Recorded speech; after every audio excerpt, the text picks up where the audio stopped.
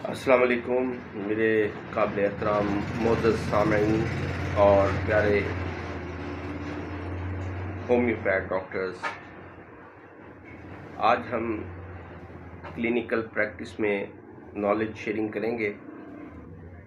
आज हम जिस अलामात पे आपके साथ गुफ्तगू करेंगे वो है बर्फ़ानी सोजिश।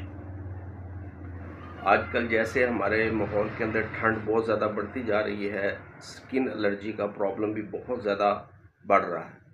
ख़ुसूसन जिस्म में, पेट पे, कमर पे, बाजुओं पे ख़ारिश शुरू हो जाती है और इतनी सवेर ख़ारिश होती है कि जगह रेड हो जाती है और उसमें सोजिश पैदा हो जाती है।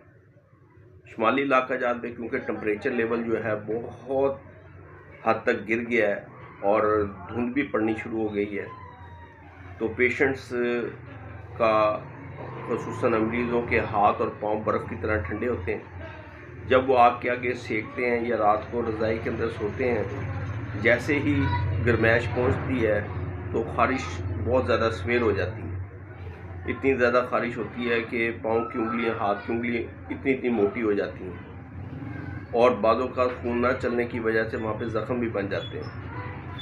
तो अगर उसका बर वक्त ट्रीटमेंट ना किया जाए तो वहाँ पर रेशा और पीप वगैरह भी बन जाती है। तो हमारे होम्योपैथिक में बहुत कमाल ज़बरदस्त किस्म की जो है दो मेडिसिन हैं। एक है पेट्रोलियम 200 और दूसरी है एगैरिकस 200।